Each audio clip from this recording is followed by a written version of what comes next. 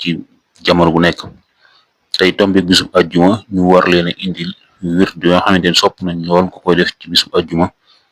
nga xamante ni tey jii bokk na ca muy wird wi nga xamante ni ngeen taaxirlu rek ñu laat leen koy ànd ak yéen muy bismillahi rahmani rahimi alhamdulillahi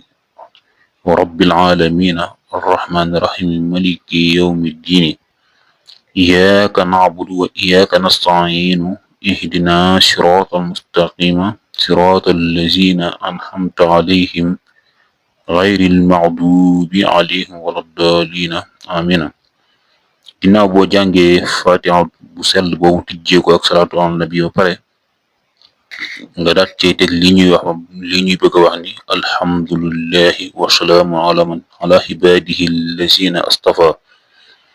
alhamdulillahi wa salaamun ala ibadihi alladina istafa ñetti yoon nga koy wax.